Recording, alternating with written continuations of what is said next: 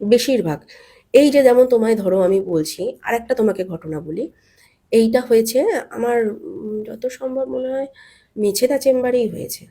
মেছেদা চেম্বারে, হ্যাঁ, মেদিনীপুরের লোকে আমার কাছে এসছিল। ছেলেটা একজনের সঙ্গে প্রেম করতো, ঠিক আছে? যে যার সঙ্গে প্রেম করতো, প্রায় 7-8 বছর ওই ছেলেটার মেয়েটার সঙ্গে রিলেশন ছিল।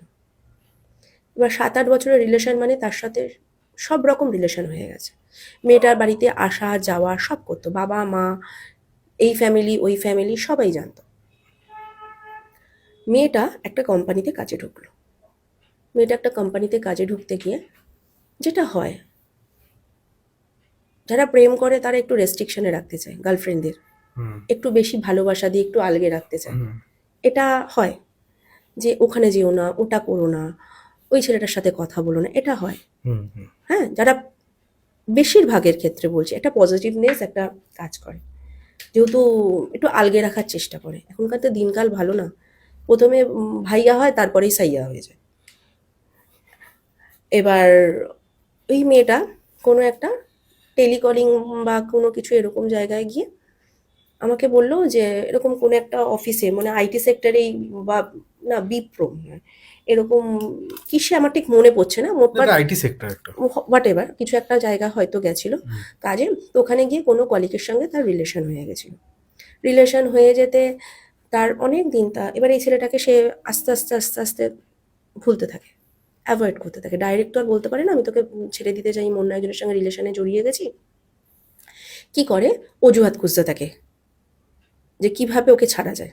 পুরনো পুরনো কথা তুলে তুলে অশান্তি করা, তুমি আমাকে সন্দেহ করো, তুমি আমাকে ওই করো, আমাকে একটু স্বাধীনতা দাও না, এই করে করে করে করে ওর থেকে সরে গেল। কিন্তু ছেলেটা তো পাগলের মতন ভালোবাসে, কিছুতেই তার ফল্ট বুঝতে পারছে না, কিছুতেই ওর ফল্ট বুঝতে পারছে না।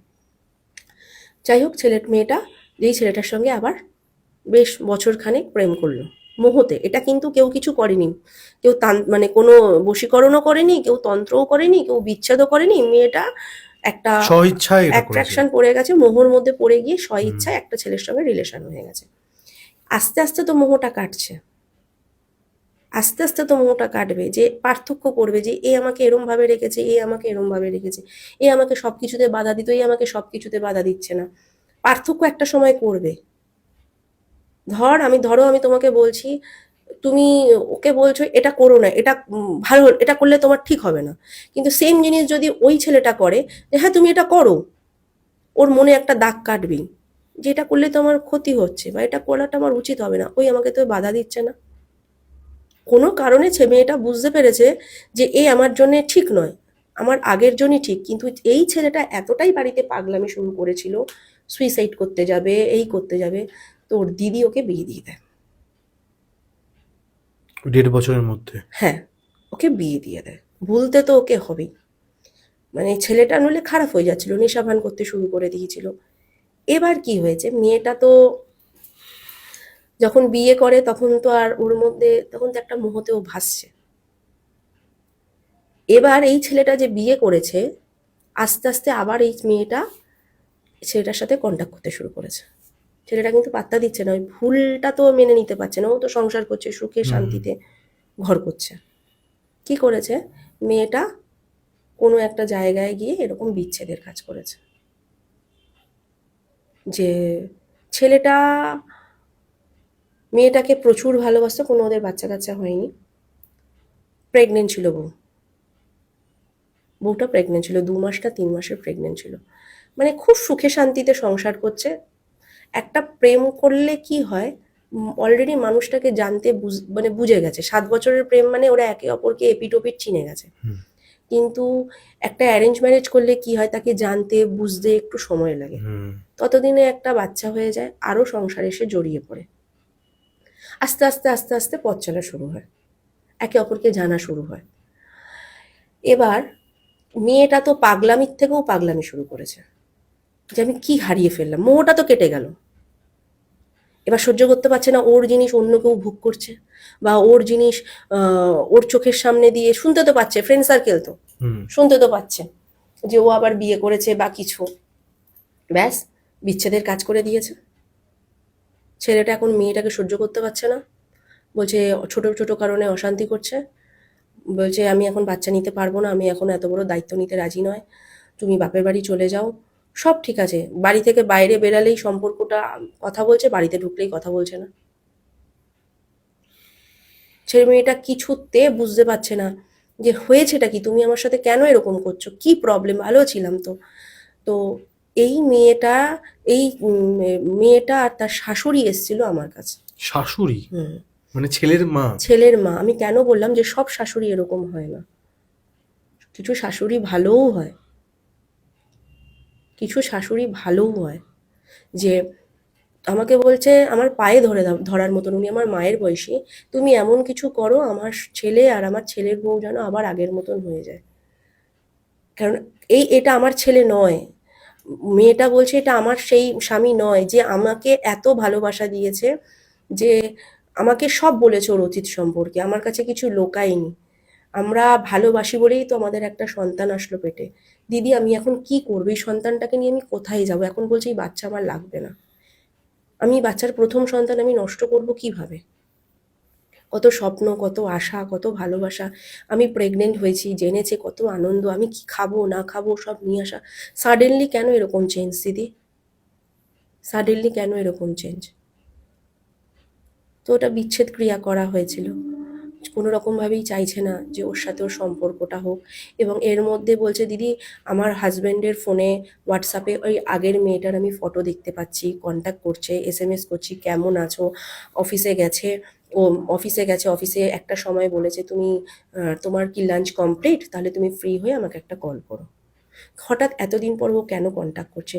আমার হাজব্যান্ড কোনোদিন ফোন লক করে রাখিনি, এখন কেন লক করছে? আমি বলছি লক করছে তাহলে তুমি কি খুললে কিভাবে? তুমি ওর ফোনটা তো লক, তুমি তাহলে খুলে জানলে কিভাবে? বলছে আমি একদিন ও সকালবেলা ঘুম থেকে উঠছে, ও আমাকে বললো যে সকালবেলা ঘুম থেকে উঠছে, ঘুমের মধ্যে কোনো কারণে আমি আমি যে ওর পাসওয়ার্ডটা দেখবো সেই মেন্টালিটিতে আমি দেখিনি। আর ওরও হঠাৎ করে কোনোদিনও পাসওয়ার্ড দেয়নি, দেয় না তো। ও নতুন নতুন পাসওয়ার্ড দিচ্ছে, ওরও মনে নেই যে আশেপাশে কেউ আছে, ফট করে পাসওয়ার্ডটা খুলে দিতে আমার চোখে পড়ে গেছে যে এই ডিজিটগুলো। ওটা আমি মনে রেখেছি আর ওকে আমি ধরা দিইনি। পরে আমি দেখছি ওর মেয়েটা আবার ওর সাথে কন্ট্যাক্ট করার চেষ্টা করছে। বলেছে যে মেয়েটা বলছে আমার ভুল হয়ে গেছে, তুমি আমাকে ক্ষমা করে দাও, আমাকে একটা সুযোগ দাও, আমাদের এতদিনের সম্পর্ক যেমন এক্সেট্রা এক্সেট্রা যেমন হয়, তো দিদি আমার সন্তানকে তুমি বাঁচাও, আমাদের আবার স্বামীকে আমার, সে কি পরিস্থিতি ওদের। যাই হোক, এখন ওরা ভালো আছে। ঠিক হয়ে গেছে ওরা? হ্যাঁ, ভালো আছে।